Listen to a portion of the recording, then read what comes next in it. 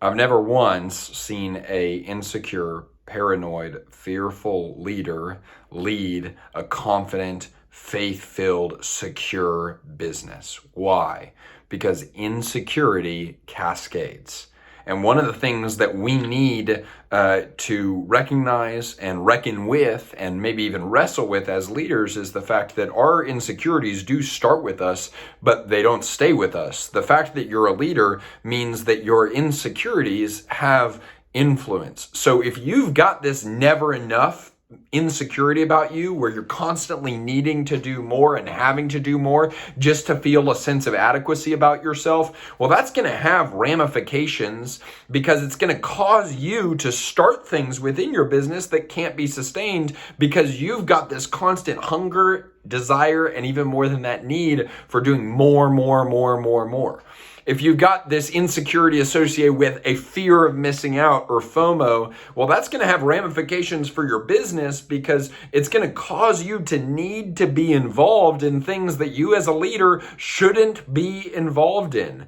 If you've got a scarcity mindset insecurity, you're going to have this belief about you that there's not enough to go around. And therefore, instead of trudging faithfully into what could be, you're going to spend all your time, money, and resources guarding what currently is. The principle, though, is that insecurity cascades. And so it's not going to stay with you if you have FOMO or scarcity mindset or a perpetual sense of inadequacy.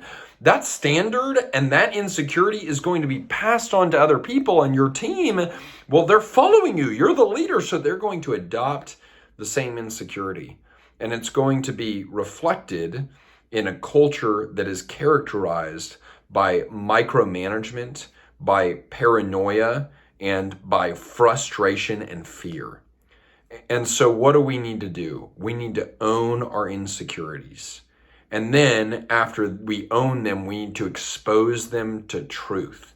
Because paranoia and fear and insecurity is not what is true. What is true, right? What is true is that we get to live in the creation of a God who is the provider and protector, and he's omniscient and omnipotent and omnipresent, and that we are participants in that world. Now, when we try to be God instead of leaning on God, that should make us very insecure. But whenever we remember that, no, we're not in control, we were never meant to be in control, and therefore what we have to do is steward the things we can control, well, then that makes us into a leader that is operating in faith.